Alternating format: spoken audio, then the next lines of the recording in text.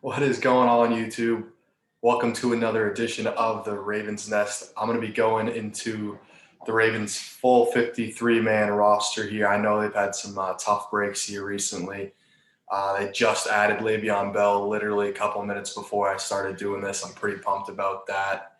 Our boy Mark Andrews just got signed today. I'm rocking his jersey for the video. I'm going to be diving into the entire roster breakdown, giving you my thoughts, some areas of strength, weakness, some breakout potential players here. Before we get into that, if you could please subscribe, at the end, leave me a comment. Pretty excited about this season. We got a big matchup against the Raiders here shortly. Can't wait to dive in. Without further ado, let's jump in. All right, so our first position group, we got the wide receivers here. Sammy Watkins listed as wide receiver 1, Marquise Brown listed as wide receiver 2. These two are going to be playing off each other really, really good this season. I see Sammy Watkins as more of that X receiver. Him and Rashad Bateman when he comes back. They're going to be that X receiver on the back end of trips. They're going to be kind of the one-on-one man beater. Marquise Brown, deep threat, obviously. He's going to be a menace because now you got Mark Andrews, you got Watkins, you got Duvernay in the slot too. So overall, I think this position group is going to be really good this year. With the addition of James Crochet, for the hardcore Ravens fans out there, I don't think we've really had a true shifty slot receiver since Michael Campanaro. He obviously didn't stay healthy. I see James Crochet playing that role. And then a wild card for me is Tylan Wallace. I know the dude, it's preseason, but he had some good plays. I like that touchdown catch. He didn't end up getting the taunting penalty, but that's another topic for another time here. Overall, I think the Ravens wide receiver group is going to be really good, especially when Bateman gets back. They're gonna be tough to gauge here because, the Ravens, they just don't throw the ball enough. I know with J.K. Dobbins going down, that might open things up for the offense. They might get more 3 and 4 wide receiver sets. Mark Andrews is still the number 1 target on this team. I don't care what anyone says. He's the best playmaker. Lamar trusts him more than anyone. So I see Sammy Watkins having a pretty solid season. He's not going to be a game breaker fantasy wise, but I think we all come to know the only fantasy player you should draft now is Lamar and Mark Andrews, but J.K. Dobbins hurt. Not really. The Ravens don't really have too many fantasy football players on their team. It's just not the way they have built their team. They're a traditional complementary football team. With that being said, let's move on to the offensive line, the revamped offensive line. Left tackle, from left to right, we're going to go Ronnie Stanley, Tyree Phillips, Bradley Bozeman, Kevin Zeitler, and Alejandro Villanueva. Sorry, I messed that up. I found it interesting. I'm on the Ravens website right now, so I have their depth chart pulled up. They have left guard Tyree Phillips. So, I know he played there at Mississippi State in his college days, so maybe they just feel like that's his spot. That's where he needs to be.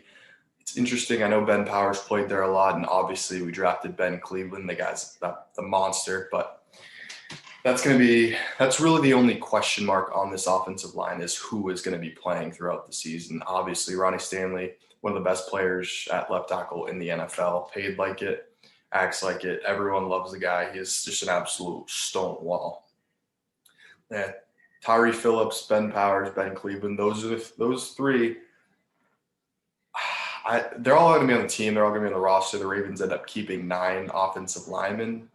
But I would just love to see Ben Cleveland playing next to Ronnie Stanley, just how big he is, how physical he is. I just want him to beat the crap out of people, who knows, maybe Tyree Phillips can do that.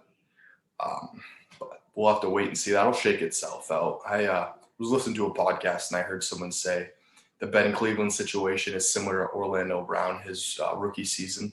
So maybe he makes it halfway season. He just kind of figures it out. It all clicks. Maybe an injury puts him in there. Who knows? But at center, Bradley Bozeman needs to get the snap down. That's the only thing that I really give a crap about. Just get the snap there. Don't make Lamar think any more than he has to. He's already got a million things on his plate. Put that ball right in his chest area. He'll make it. It also makes the offense so much more efficient because it just creates the timing, in their mesh reads. Just the timing of it makes the linebackers see it a little longer. He's not chasing snaps this way or that way. Obviously, right guard Kevin Zeitler, we just signed him from the Giants. He's going to be a solid player for us. He's going to beat the crap out of people. Right tackle Villanueva, huge dude. I'm loving what I'm going to see from him. I think he's just going to be dominant in the run game.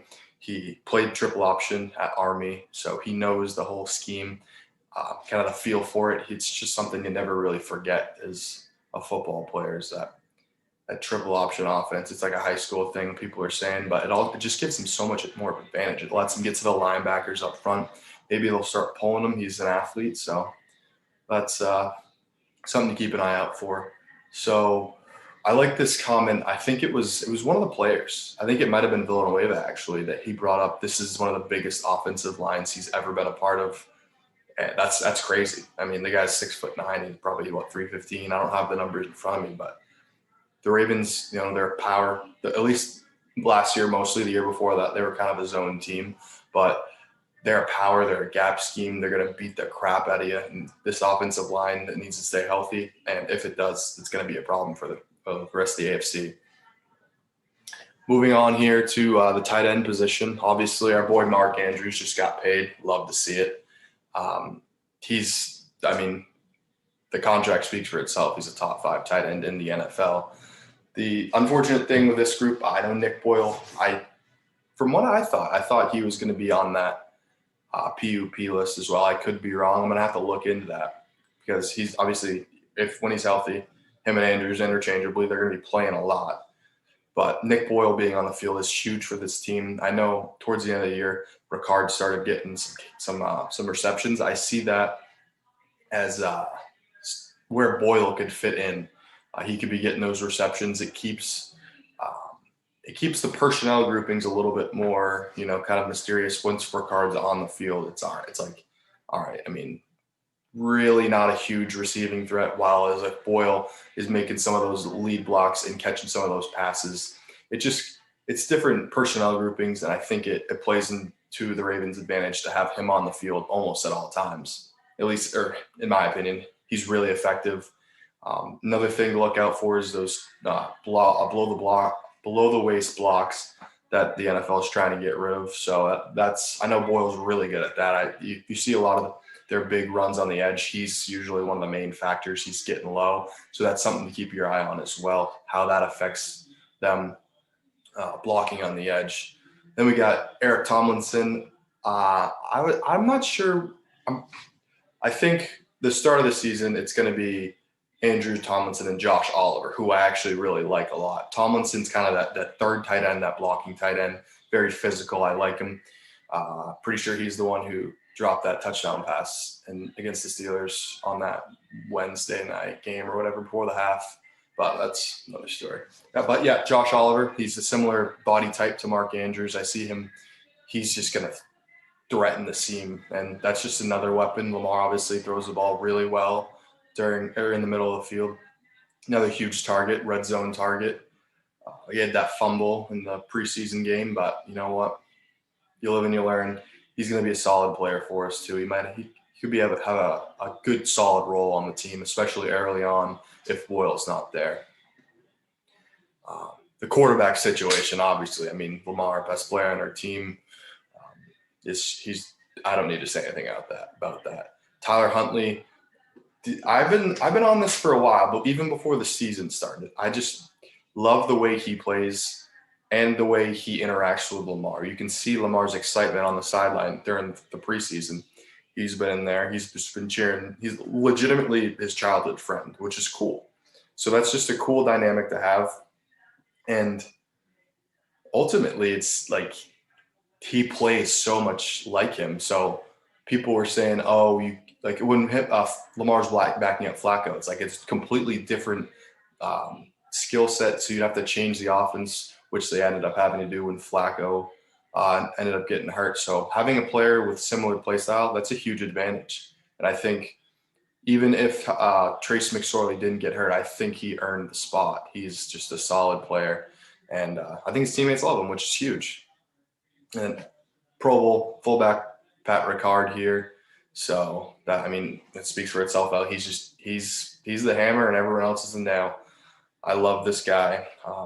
Obviously, the Ben Mason thing going on this year was a little interesting, just the way things kind of worked out. He went to the Patriots. Maybe he has a role for them, but that was weird.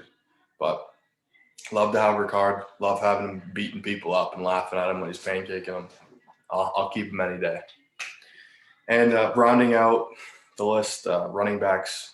This it says Justice Hill. This obviously hasn't been updated, but we got Gus Edwards, Le'Veon Bell, like I just said in the beginning of the video, and Tyson Williams, who solid player. Didn't get either of the Ravens running backs in fantasy football last night. I had my draft. Kind of bummed about it. Didn't actually. I got the Ravens defense and Justin Tucker. And Marquise Brown. I will say. Sorry, Marquise. Those are the only three players I got. So, oh well, we'll see. Took a waiver on Marquise. Gus Edwards gonna have a huge year. I'm gonna be doing a video, kind of giving my awards, so to speak, or kind of my projections about what the the impact players on the team are, some of the projections of their stats, stuff like that. I think Gus Edwards he's gonna have a huge year. Justice Hill, he was gonna have a good year. He was gonna be the he's a special teamer. Obviously, he was gonna be the guy threatening the edge on offense. I'm gonna be curious to see if Devin Duvernay gets any snaps, maybe at running back, maybe more of like a jet sweep type thing. That's something I'm looking to. And then Tyson Williams, I think he's just gonna be that gritty back. I think he has a similar play style. Bernard Pierce, I'm going to say that. Similar play style, physical. Bernard had a really good first season, so maybe, who knows, maybe we'll have some success like that. Moving on, though, we're going to go into the defense. So our three D linemen, or starting D linemen, I shall say, Calais Campbell, Brandon Williams, and Derek Wolfe. This is just a stout, typical Ravens 3-4 defensive front. Calais Campbell going to have a huge year. Hopefully he stays healthy. Brandon Williams, it's hard to say his production fell off because he's just a one technique, just bench pressing people, making the linebackers' jobs easy. So it's tough to say his production fell off. He won't play as much. And I think that has a lot to do with the emergence of Justin Madubuike and Broderick Washington, who looked really good in the preseason. He's just a hard-nosed hustler. I love it. He plays like everyone loves. He plays like a Raven. And then Derek Wolfe, who's just a solid veteran. He's just looking to beat people up, take their lunch money. Love it about him. And we got our outside rush backers here. This is a good group. I love this. Justin Houston, Odafe Owe, and then Jalen Ferguson. So we're going to have a lot of fresh linebackers. We're going to have, or rushers, I should say. Justin Houston, the guy, he's going to get 100 sacks this season, along with Calais Campbell, hopefully. And then we got the first-round pick, Odafe Owe, who is a specimen. I think he's going to surprise a lot of people here. May not be like crazy defensive rookie of the year type stats, but he's going to be a factor for us. He's going to get a lot of one-on-ones. A lot of that's going to have to do with Wink Martindale, and he's just going to destroy the run game, which then that's perfect. Get the third down, get Justin Houston in the game, just have him wreck the game, and then go from there. Also, Jalen Ferguson, third-year guy out of Louisiana Tech. He's maybe third or fourth. I could be wrong. Someone let me know. Jalen Ferguson, another solid player. Just this is kind of his breakout year because he's backlogged into the rush category. This seems to happen a lot with Ravens players in this situation. Maybe he plays himself into a big contract, but either way, Martindale's been really impressed with him, so I think that says a lot. That guy just isn't, say things to say things. Our other outside Sam backer position, Tyus Bowser, they brought Pernell McPhee back in on the practice squad. He's going to be around. He's just a solid veteran. I love him. Love seeing him. Tyus Bowser, nice contract. He's an interesting player to me because he kind of he allows the Ravens to play the way they do. And what I mean by that is he's really consistent. He can cover people. He can blitz. He can set the edge. So he can kind of do whatever you want. So when you're accounting for him as a quarterback, so to say, it's hard to see what is he going to do, because last year him and Judon, I saw this stat. I'm pretty sure they dropped 35% of the time each. So just imagine that he's on both sides, him and Judon, and they're both willing to drop. So you're not getting a good read on what's going on, unless you're Patrick Mahomes, but another story. But then, Pernell McPhee looked really good in the playoff game against the Titans. He's just a big, physical, bulky guy. I love him. Wish he never went to Chicago, but oh well. And then another steal, 5th-round pick, Dalen Hayes out of Notre Dame. He's going to be a player. Maybe not this year, but he is going to be a player. He's got that one dip move, and he's made a lot of people look silly. Yeah, it's the preseason, I understand, but he's gonna find a role here on this team. He's gonna end up making a lot of money 3 or 4 years from now. We'll go to the inside backers. Patrick Queen, Defensive Player of the Year candidate, in my opinion. I'd like to see him blitz a lot more. It's very instinctual. Being able to blitz as a linebacker takes, understanding, first of all, what's the defense doing? What's the quarterback doing?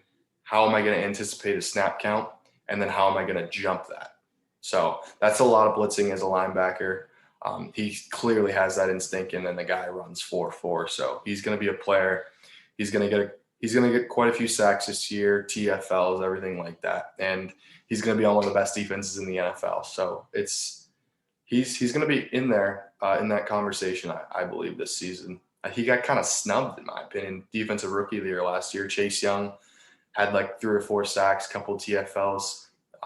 Queen obviously had more tackles. He's the middle linebacker. He's supposed to, but he was right there. He had a really good year last year.